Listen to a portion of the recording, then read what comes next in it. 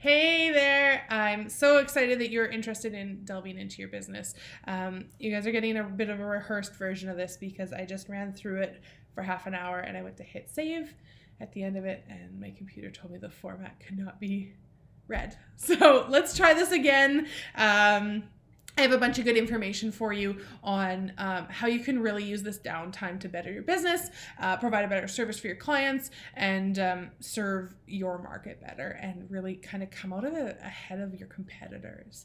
I know it's a scary time and I know that it feels a little helpless, but I want to give you some tools that you can take control with and come out of it on the good side. I think especially I noticed yesterday, so I have an ad running for my boudoir business right now, and it's been doing really well, performing really well, bringing lots of leads in, and over the last 2 days here, the leads have like skyrocketed. And I think what's happening is people are at home, they're social distancing, and they're bored, and they're on their phones, they're on their computers, they are trying to amuse themselves and take up the time. And so now is actually a really, really good time to be running Facebook ads to basically catch them at their downtime. So I'm going to talk about a couple things today that you could be doing today to make your business better. I'm going to walk you through step by step through the end of exactly how I bring clients through the door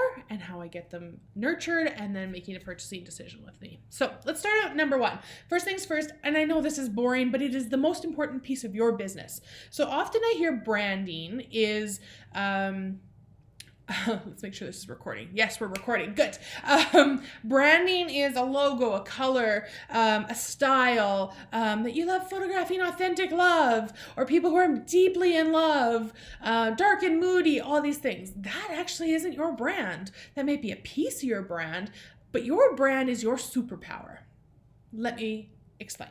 So often when I ask people, what is their target client? They'll go, it's a female. She's between 23 and 32. She was recently engaged. Her and her fiance are madly in love, and she loves dogs. Cool. That is a lot of people. That is a lot of freaking people. And realistically, if that's your brand, you're actually not really resonating strong enough with any of those people. You might love dogs too, but that's not why they're making a purchasing decision. So let's dig deeper into that. So I want you to really think about your ideal client as one person. So think about the best client you've ever worked with. For me, for this example, I'm going to name her Tina. I've never worked with a Tina, but we're going to name her Tina. So Tina is, for me, for this example, she's a 32-year-old woman. She obviously is engaged. She's been engaged for a while now, let's say 2 years, and she's ready to start planning a wedding. Here is where it gets important. Tina loves hiking, and Tina loves spending time with her boyfriend or fiance. Tina loves doing all these things. Tina is an accountant. What's important to Tina is structure, knowing what's coming next, somebody who's even more, on top of things than she is, and somebody who's very structured. That is important to Tina. Now, why? Well, we have to talk about people's deeper desires. What do they desire more than anything in the whole entire world? For Tina, it's control. She wants to be in control. One sec, my dog wants in. Let me pause this. I'm back. Okay, so Tina wants control. Tina wants to know that she is in control of what is happening around her. Why? Well, you could dig even deeper into the psychographics. Did something happen in her childhood? What occurred that made her feel like she needs control in life? But what we need to know here is that Tina needs control. Tina doesn't need somebody who's going to bring options to her and let her make the decision. Tina needs somebody that understands that she needs time to think about decisions, that type of thing. So that's Tina's deeper desires. Now, Tina might be madly in love, and Tina might love dogs, and Tina might do all these other things too. But that is her deepest desire in life, is to be in control. Well, me as a photographer, if that's something that I can provide to Tina's, then that's my superpower. If I have the ability to basically be a consultant in their wedding planning journey versus somebody who's like, this is what happens on this schedule and you just go along with it, Tina's not gonna like that. There are people out there, maybe Mary or Elizabeth or whoever is gonna love somebody who's just gonna look after all that, but for Tina, that's not her thing. Now, what's super important here is don't go and make your superpower something that you just think people want. It has to be something that you like deep down, because we are our brand when we're photographers for the most part. It has to be something that you embody and that you naturally do for your clients. So when we start to talk about your superpower, I want you to think of this. What is something that your clients often say to you? And write this down. What is something your clients often say to you when they work with you? Is it something like, oh, I expected that to be way harder than what it was? Is it something like, wow, we look way better than we normally do in our photos when somebody else takes them? Is it, we're super awkward? Can you help us with that? Is it, my boyfriend hates photography? What is it? What is that thing that your clients always say to you that you can use to hit other people that say the same type of thing, just not to you yet? What is your superpower? So on my boudoir side, my superpower is the ability to take people who do not feel like models and make them look like models. I want the awkward people. I want people who are uncomfortable in front of the camera. I want people who don't feel like this is something they can do. Those are my ideal clients because I get them because I'm that person. I feel awkward in front of the camera. I've never felt photogenic or pretty or anything like that. I know I'm pretty. That's something I've worked on over time. But I want people who feel that deep down, that like desire for something deeper. So what is that thing that you want to serve? And then just serve that. Don't try to be the person who also photographs people who are madly in love and who also photographs people who love dogs and all those sort of things. Tap into that deep desire and you're going to rock it. People are going to love you because when you become the little fish in a big pond, so the person who's also photographing people who loves dogs, you're 1 in a million. But if you become the person who photographs people that want to be in control, or the people, I'm just trying to think of the other examples here, Baloo, shush, the people who want to get photographed doing something completely different than everybody else or whatever that thing might be, if you become known for that, you're going to be the person in that market who does that for them. So start thinking about that. Now, once you figure out who that person is, so my Tina, I can write to her and I can hit her really, really hard with marketing to the point where she knows I'm the only option for her. So once I've figured out who my target market is, target client, let's clear that up. I write copywriting to her. So when I'm creating a Facebook ad, so for let's say for my boudoir business, the ad that I have running right now, I want people to give me their email address is all I'm looking for. So I have this ad running and most people use wedding photos to advertise wedding photography and most people use boudoir photos to advertise boudoir photography. I want you to think of your ads as something different. Your ad is a chance for you to resonate with your client's pain point. What is that thing they desire more than anything else? So if I provide a photo of a beautiful woman in a boudoir set, I'm not hitting my person's deepest desires because I'm showing them the solution. I'm not showing them I understand the problem. So the ad I'm running right now actually has a picture of a duck in the ad. Why? Well, there's a couple reasons. The ad copy starts with saying something along the lines of, do you sometimes feel like an awkward duck? It stops people because they're like, do I? Yeah, probably. There's that. The picture itself is super colorful and a little bit abstract, also stops people. It says Lindsay Marie Boudoir, Edmonton boudoir photographer, and a picture of a duck. They go, hang on a second, what? let me stop scrolling for a second here. Why is there a picture of a duck? And then they read. Your job with your photo is to interrupt people. Stop them. Get them to stop scrolling. They get hit with stuff all the time.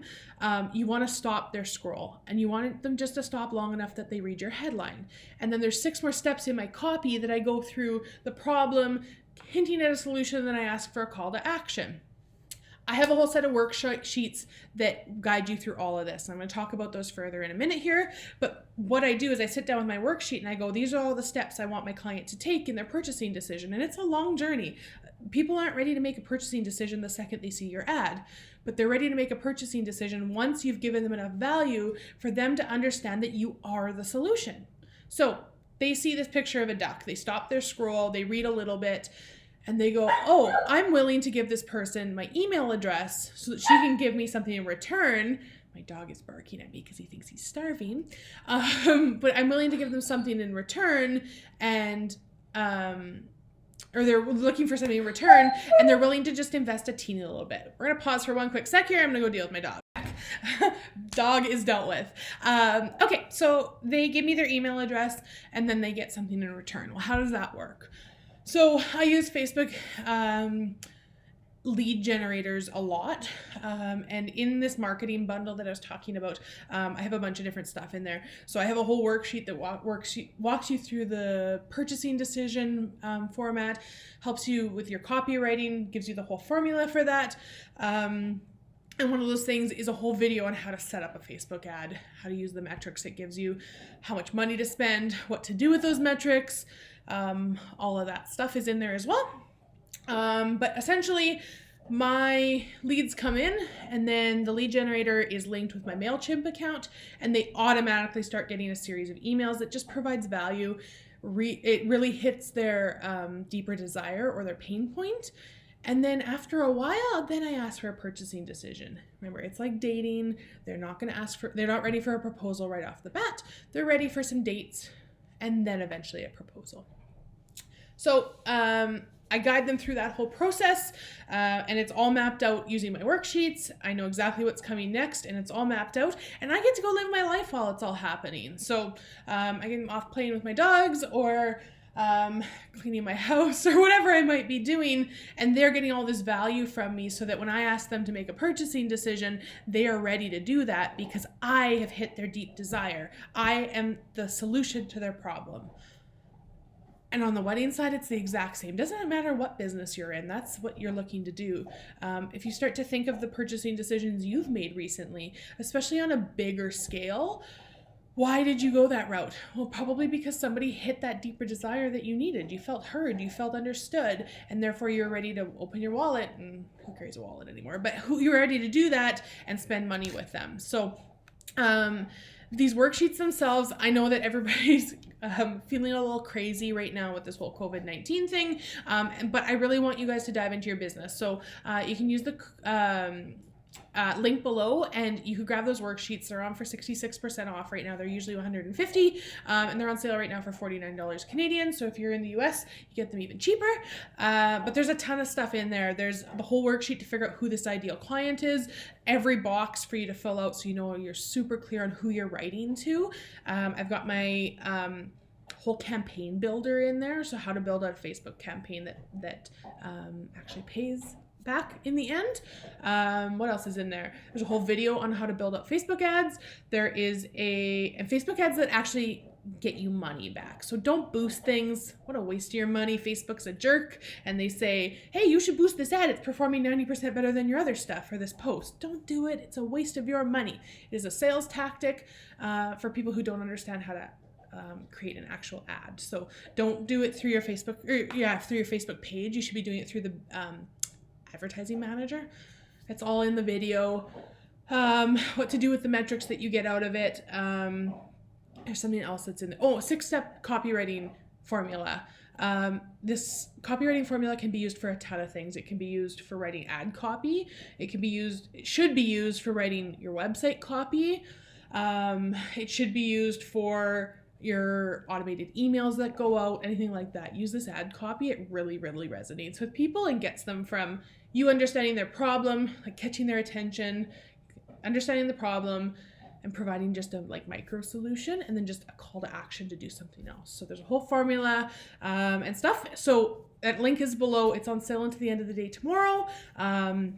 It helps me a ton in my business. I still use it daily to create plans for myself and for other businesses that I manage. Yeah. And if you choose to go with it, you can have the option to book a coaching call with me as well, where I'll help you through all the steps and make sure that you're implementing it and getting good results from it. So I hope that you spend this time really, really working on your business.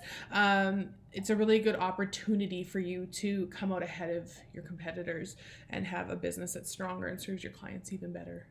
Because like, it's the cool thing is, as much as it's marketing, it's a matter of really resonating with the people that you can serve best and that need you the most. So invest in your businesses, stay safe, stay healthy, control what you can control, and then let the rest be. I hope you're all well, and let me know if you have any questions. Bye.